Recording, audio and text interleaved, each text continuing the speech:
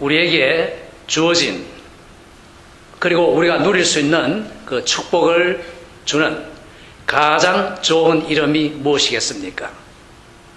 그 이름은 주 예수 그리스도의 이름입니다. 인간에게 주어진 가장 축복에 좋은 이름은 바로 주 예수 그리스도의 이름입니다. 여러분, 이름은 왜 주어졌습니까? 부르라고 준 것입니다. 그러면은 그 이름을 부를 때, 특히 성경에서의 이름은 그 하나님의 뜻이 포함되어 있는 중요한 의미의 이름이 있습니다. 그 이름의 주체에 대해서 그 이름은 잘 나타내주는 경우가 많기 때문입니다. 특별히 그 하나님의 사람은 하나님 안에서 그 사람이 어떤 인물인가는 그 정체와 그의 삶과 그 사명과 그 여러 가지의 면을 그 이름이 뜻으로 나타내주는 경우가 많기 때문입니다. 그러면은 먼저 우리가 주 예수 그리스도라는 그 이름의 뜻을 잠깐 생각해 봅시다. 주라는 말은 사실 거기에 신성을 고백하는 의미가 들어 있습니다. 그래서 이 하나님을 향한 그 마음이 거기에 들어 있는 것입니다. 그 다음에 예수는 사람의 이름입니다. 그리고 그리스도는 하나님의 기름 부음 받은 자라는 특별한 사명의 칭호입니다. 따라서 이 주 예수 그리스도는 우리에게 그 예수님이 어떤 분인가를 설명해 주면서 그 예수 그리스도를 바로 알 때, 그리고 우리가 그분의 이름을 부를 때, 그리고 우리가 그분의 이름을 앞세우고 그 이름 안에서 나아갈 때 우리에게 하나님의 어떤 역사가 일어나는가, 이것을 알고 부를 때는 큰 축복을 받는 것입니다. 그래서 오늘 우리는 여러분 함께 이 예수 그리스도에 대해서, 그리고 오늘 우리가, 그리고 내가 예수 그리스도의 이름을 믿을 때, 예수의 이름을 부를 때, 그리고 예수의 이름으로 나아갈 때 어떠한 일이 있는가를 살피고자 하는 것입니다. 먼저 우리는 예수님이 누구신가를 바로 알아야 합니다. 예수님이 누군가를 바로 아는 것이 쉽지 않습니다.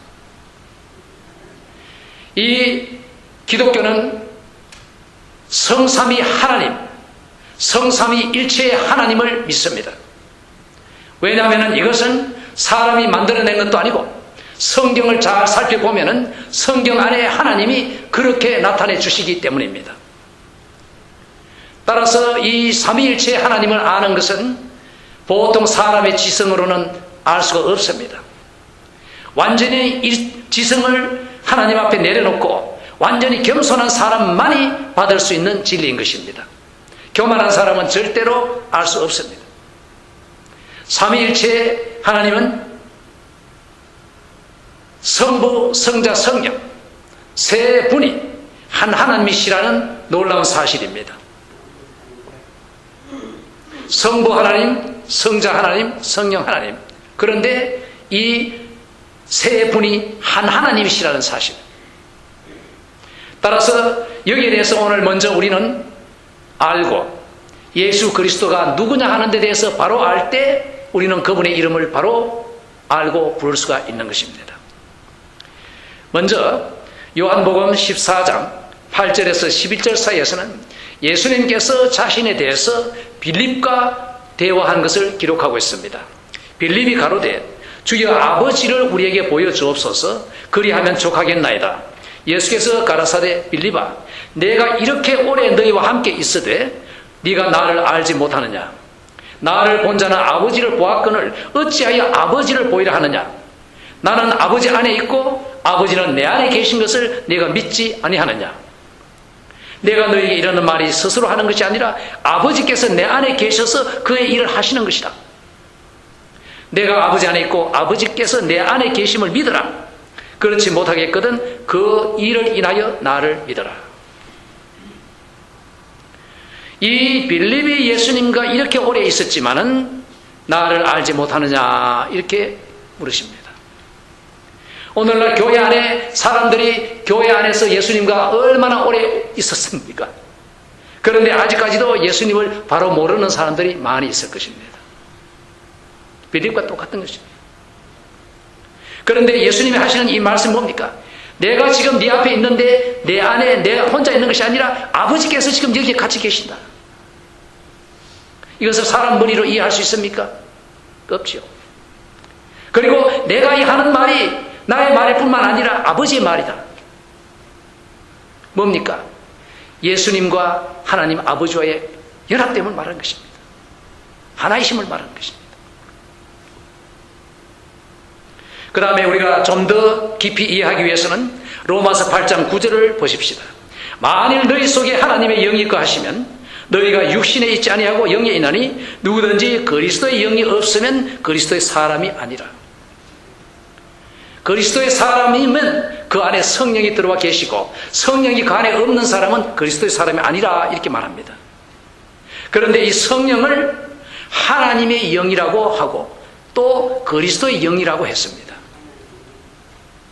따라서 이 성령과 성자와 성부가 연합되어 있는 것을 말합니다. 그러면 우리 안에 성령이 지금 계시면은 우리 안에 누가 계십니까? 성부가 계시고 성자 예수님이 계시는 것입니다. 영으로. 이 영은 우리의 혼으로 사실 완전히 이해할 수 없습니다. 그러면 이 성부, 성자, 성령 삼위일체의 하나님 중에서 예수님은 특별하신 분입니다. 이 성자 하나님이 그 다음에는 사람이 되셔서 사람을 입으신 것입니다. 그래서 사람이 되심으로 하나님이 사람 되신 특별한 분입니다.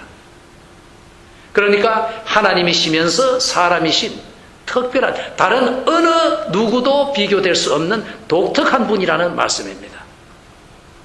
따라서 인간이 하나님을 알려면은 사실 예수님을 대하면 되는 것입니다. 사람이 되어서 사람과 같이 계시고 우리에게 인간적으로 대화를 하실 수 있는 예수님. 그런데 그분과 대화를 하면은 사실 하나님과 대화하는 것입니다. 그래서 사람으로 하여금 하나님과 교제를 나눌 수 있도록 직접 볼 수 있도록 와주신 하나님이 바로 예수 그리스도신 것입니다. 요한복음 1장 18절은 말합니다. 본래 하나님을 본 사람이 없으되 하나님 아버지 품속에 있는 독생하신 하나님이 나타내셨느니라. 그래서 예수님은 임마누엘인 것입니다. 하나님이 우리 중에 우리와 함께 계시는. 그래서 여러분 이제 우리는 예수 그리스도를 부를 때 우리는 하나님이 들으시는 것이고 성부, 성자, 성령 삼위 하나님이 나의 예수를 부르시는 그 음성에 대답하신다는 말씀입니다. 이제 아시겠습니까? 많은 사람들이 교회에 있습니다. 그러나 예수를 제대로 이해하는 사람이 몇 사람이나 되겠어요? 많은 사람들이 이해합니다. 성부 하나님, 성자 하나님, 성령 하나님, 그것까지는 믿어요. 그런데 그 세 분이 한 하나님이시라는 그 일체에 대해서는 이해를 못하는 수가 많습니다. 그러면 어떤 결론이 나오냐면 세 하나님을 믿는 것이 되는 것이에요. 이 세 하나님을 믿으면 잘못입니다. 세 분이 한 하나님이시라는 거예요. 따라서 예수님이 말씀하실 때 거기에 아버지가 계셨고 성령이 우리 안에 계실 때 거기에 성부와 성자가 같이 계시고, 아시겠습니까? 따라서 우리가 예수 그리스도의 이름을 부르짖고 그리고 예수의 이름을 믿고 나아갈 때는 하나님이 우리와 함께 하시는 것입니다. 따라서 이제 우리는 실제적으로 예수 그리스도의 이름을 부를 때 우리는 무엇을 믿고 부르는가? 잠깐 생각해 봅시다. 그렇습니다. 제가 말씀드렸습니다마는 우리가 예수의 이름을 부를 때 하나님을 부른다는 것, 그리고 우리가 예수의 이름을 부를 때 하나님이 응답하신다는 것, 이것을 확실히 아셔야 합니다. 다음으로 예수의 이름을 부를 때 자신이 십자가에서 죽으시고 다시 부활하심으로 죽음에 대해서 승리하신 승리자의 이름을 부른다는 것을 아시기 바랍니다. 다시 말하면 죄와 죽음과 그리고 참 심판과 그리고 지옥을, 그리고 마귀의 세력을 이기신 예수 그리스도의 이름을 부른다는 것을 아시기 바랍니다. 또한 동시에 지금 보좌 우편에 계셔서 하늘과 땅의 모든 권세를 받으신 분의 이름을 부른다는 것을 아시기 바랍니다. 그러면은 그분의 권세는 이 하늘과 땅의 모든 권세 위에 지금 있기 때문에 사실 모든 것은 다 예수 그리스도의 뜻 안에서 허락을 받고, 그리고 예수님이 개입하시면 못할 일이 없는 것입니다. 이런 분의 이름을 우리가 부르고 나가는 것입니다. 다음으로 예수 그리스도의 이름을 부른다 할 때는 앞으로 오셔서, 다시 오셔서 모든 사람을 심판하시고, 그리고 절대 권력으로 다스리실 왕으로 오실 분의 이름을 부른다는 것을 아시기 바랍니다. 그러면 이렇게 우리가 이해하면 우리에게 주어진 이름, 주 예수 그리스도의 이름을 부르고 그의 이름을 힘입어 나가는 우리가 얼마나 축복을 받았는가. 그래서 여러분 실제 생활에 있어서 모든 경우에 할 수 있거든. 예수의 이름을 부르십시오. 여러분 자신의 심령의 은혜를 받을 것이고, 여러분의 생활에서 하나님의 능력이 나타날 것입니다. 이 이름을 믿음으로 부르지 않기 때문에 우리는 주어진 축복을 누리지 못하고 있습니다. 예수 그리스도의 이름을 바로 이해하고, 그리고 믿음으로 부르고 외칠 때, 그리고 그 이름에 힘입어서 나아갈 때 우리는 엄청난 하나님의 축복을 받고 나가게 될 것입니다. 예수 그리스도의 이름을 불렀을 때 성도들에게 어떤 일이 일어났는가? 성경에 많이 있습니다.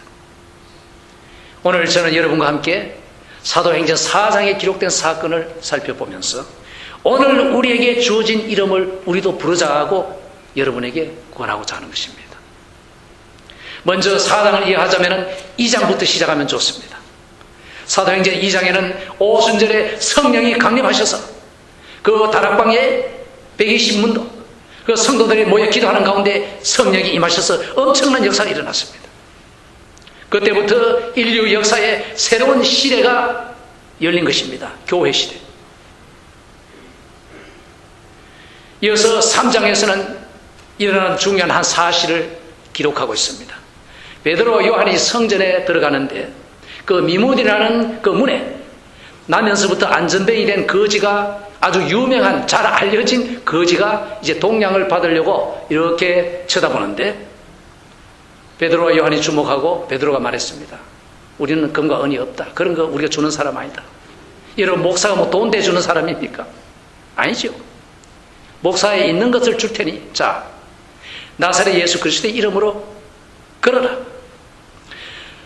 태어나서 한 번도 걸어본 적이 없는 이 안전뱅이 얘게 예수의 이름으로 걸어라 명령하고 일으키니까 그 사람의 발에 힘이 있고, 그리고 걷기만 하게 뛰고 점프도 하고 달리는 것입니다. 이 사람은 정말 기뻐서 어쩔 줄을 모릅니다. 이러한 일이 일어나자 주변의 사람들이 와 몰려들었습니다. 전부 놀랐습니다. 와, 이 기막힌 일이구나. 그때 베드로가 유명한 설교를 한 것입니다. 먼저 이 사람이 일어난 이 일을 보고 놀라지 마라. 이건 우리의 능력이 아니다. 그것을 먼저 말합니다. 둘째로, 왜 이 사람이 고침을 받았는가? 그것은 너희가 죽인 예수. 이 베드로는 말을 빙빙 안 돌립니다. 너, 바로 손짓을 하면서 너희들이라고 했어요. 너희들이 죽였다. 요새 설교자들 이래 하면 큰일 나죠. 기분 좋게 해야지. 교인들 눈치 봐야지. 안 그러면 야단나죠. 베드로라면 straight forward. 너희가 죽였다. 누가 예수를 죽였느냐? 네가 죽였다. 그리고 하나님이 살리셨다. 이 일에 대해서 우리가 정인이다. 우리 눈으로 보았다. 그의 죽음과 그의 다시 사심을 우리는 보았다. 누구에게 들은 것이 아니다. 우리가 정인이다. 그래서 이 예수의 이름으로 이 사람이 이렇게 안전뱅이가 일어서서 걷고 있는 것이다. 이제 알겠느냐? 그러니 이제 여러분 다 회개하고 자기가 죄인이라는 것을 하나님 앞에 솔직하게 시인하고 자기가 예수를 주겠다는 사실을 시인하고 그리고 예수를 믿어서 죄의 용서함을 받고 영생을 받으라, 이런 이제 전도의 메시지로 끝을 맺고 있는 것입니다. 얼마나 좋은 설교입니까? 얼마나 단순하면서 요점을 정확하게 취급한 아주 효과적이고 중요한 설교입니까? 베드로가 이렇게 설교한 것입니다. 하나님의 능력이 나타났습니다. 사람들이 반응합니다. 여러분 아뢰합니다. 하나님의 능력이 나타나면은 또 마귀도 능력으로 나타나서 또 역사하는 것입니다. 이제 4장에 보면은 이 일 때문에 베드로, 요한이 종교 그 권위자들에 의해서 체포됐습니다. 그리고 감옥에 들어갔어요. 바로 마귀가 이렇게 역사하는 것입니다. 여러분이 하나님의 은혜를 받으려 하고 하나님의 일을 좀 하려 하면은 그 다음에 마귀가 와서 아주 보드랍게 속삭입니다. 마귀도 역사하는 것이에요. 그걸 다 꺼내야 되는 것입니다. 이들이 감옥에 들어갔습니다. 그 이튿날에 유대인 최고 그 종교재판소인 산헤드린 공회 앞에 이들이 이제 불려나갔어요. 그 재판관들은 참 성경의 그 학자들이고 종교의 지도자들입니다. 그들이 묻습니다. 너희들이 이런 일을 누구의 이름으로 누구 권세로 하느냐? 쉽게 말하면 왜 이런 짓을 하느냐? 누구 이름으로? 이럴 때 이제 또 베드로가 용감하게 성령이 충만하여 유명한 대답을 합니다. 이것이 사도행전 4장 8절에서 12절 사이에 기록되어 있습니다. 봅시다. 이에 베드로가 성령이 충만하여 가로되 백성의 관원과 장로들아, 만일 병인에게 행한 착한 일에 대하여 이 사람이 어떻게 구원을 얻었냐고 오늘 우리에게 질문하면 너희와 모든 이스라엘 백성들은 알라. 너희가 십자가에 못 박고 하나님이 죽은 자 가운데서 살리신 나사렛 예수 그리스도의 이름으로 이 사람이 건강하게 되어 너희 앞에 섰느니라. 이 예수는 너희 건축자들의 버린 돌로서 집 모퉁이의 머릿돌이 되었느니라. 다른 이로서는 구원을 얻을 수 없나니 천하 인간의 구원을 얻을 만한 다른 이름을 우리에게 주신 일이 없음이니라 하였더라. 이제 한번 포인트 한번 살펴봅시다. 먼저 베드로는 성령이 충만해서 설교했습니다. 인간의 지혜의 말이 아닙니다. 이것은 성령께서 주시는 말씀입니다. 만일 우리에게 이 사람이 병을 낫게 된 일에 대해서 그것 때문에 우리가 지금 재판정에 서 있다면 그 질문에 대해서 대답은 이렇다. 너희가 십자가에 못 박은 예수. 또 말합니다. 다른 누가 아니다. 너희들이다. 너희가 십자가에 못 박은 예수. 그리고 하나님이 죽은 자 가운데서 살리신 예수. 이 나사렛 예수 그리스도의 이름으로 이 사람이 건강하게 되어 지금 너희 앞에 서 있다. 분명하게 빙빙 안 돌리고 뭐 듣기 좋게 안 돌리고 그대로 직접적으로 말한 것입니다. 그 다음에 말합니다. 이 예수는 너희 건축자들의 버린 돌로서 집 모퉁이의 머릿돌이 되었다. 너희들은 예수를 버렸다. 참된 그 복된 그분을 버렸다. 그러나 그분은 머릿돌이 되었다. 새 역사에 지금 구원주 머릿돌이 되었다. 오늘 여러분 얼마나 많은 사람들이 이렇게 하고 있습니까? 자기들이 받을 그 축복, 복된 이름을 받지 못하고 지금 버리고 있어요. 그래서 축복이 다른 사람들에게 돌아가서 그 머릿돌이 되놓고 있는 것입니다. 오늘 교회 안에도 많은 사람들이 이렇습니다. 예수를 받아들이지 못하고 하루하루 놓치고 있는 것입니다. 그 귀중한 시간 하루하루를 놓치고 예수를 섬기지 못하고 살고 있는 것이에요. 이들이 예수를 버렸지만은 그러나 목수들이 버린 이 돌이 새 집에 바로 귀중한 모퉁이 돌이 되었다. 이어서 베드로는 말합니다. 다른 이로서는 구원을 얻을 수 없다. 오직 천하 인간의 구원을 얻을 수 있는 이름은 예수 그리스도 뿐이다. 많은 사람들이 말합니다. 왜 기독교인들은 그렇게 혼자 잘났다고 하느냐? 다른 종교는 다 잘못이라 하고 제 혼자 옳다고 하느냐? 교만이다, 뭐 독선이다. 왜 다른 종교와 좀 잘 어울려서 같이 좀 잘 하지 않고 왜 다른은 다 쓸데없고 자기들만 옳다고 하느냐? 여러분, 그것이 우리가 선택한 것입니까? 이것은 하나님의 길인 것입니다.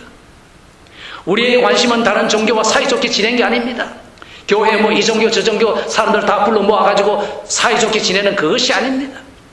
우리의 관심은 뭡니까? 어떻게 하면 살 것인가? 사람이 영원히 죽지 않고 살 것인가? 어떻게 하면 사람들을 살릴 것인가? 이것이 우리의 관심이지 종교적으로 여러 가지 사이좋게 지내는 것이 아닙니다. 사는 길은 오직 예수 그리스도 뿐입니다. 그럴 때는 우리는 다른 선택이 없는 것입니다. 오직 예수를 믿어라. 그래서 살아라. 죽지 말고 살아라. 이것이 우리의 메시지고 우리의 말하는 길입니다. 이것이 우리의 참된 사람 사랑입니다. 죽어가는 사람 보고 죽든지 말든지 우리 종교적으로 사이좋게 지냅시다. 당신 종교 좋소, 내 종교도 좋소. 그것은 참사랑이 아닙니다. 그것은 사람 죽이는 것입니다. 우리의 참사랑은 다른 종교를 다 버리고 오직 예수 그리스도를 믿어라. 다른 이름으로는 구원 못 받는다. 당신은 그냥 안 믿으면 지옥 간다. 예수를 믿어라 말해주는 것이 참사랑인 것입니다. 이 사랑을 우리가 사람들에게 베풀어 줘야 되는 것입니다. 베드로는 이것을 분명히 했습니다. 그러자 이제 이 최고재판소 그 회원들, 공회원들이 기가 막힌 것이죠. 이거 뭐 성경 공부도 제대로 못한 이 어부들, 그것도 촌떼기 갈릴리 촌떼기들이 와서 누구 앞에 지금 뭐 공자 앞에 문장 쓰는 거야? 보니까 가관이거든요. 그래서 이제 협박을 했습니다. 다시는 나가서 예수 이름으로 전하지 말아라. 이렇게 엄하게, 그리고 다음에 만약 그러면은 그냥 안 두겠다. 뭐 이런 식으로 협박을 했어요. 그러자 이제 이들이 뭐라고 했느냐? 베드로와 요한이 대답하여 가로되 하나님 앞에서 너희 말 듣는 것이 하나님 말씀 듣는 것보다 옳은가 판단해라. 우리는 보고 들은 것을 말하지 아니할 수 없다. 이 뭐 기가 막힌 대답이지요. 너희들이 아무리 협박하고 하든 우리는 하나님 말씀을 듣지 너희는 말 안 듣는다. 그리고 우리는 우리 눈으로 보고 우리 귀로 들은 것을 말 계속하겠다. 안 할 수 없다. 여러분, 기독교는 종교적인 신화에 근거한 것이 아닙니다. 종교적인 희망에 근거한 것이 아닙니다. 기독교는 사실에 근거하고 있는 것입니다.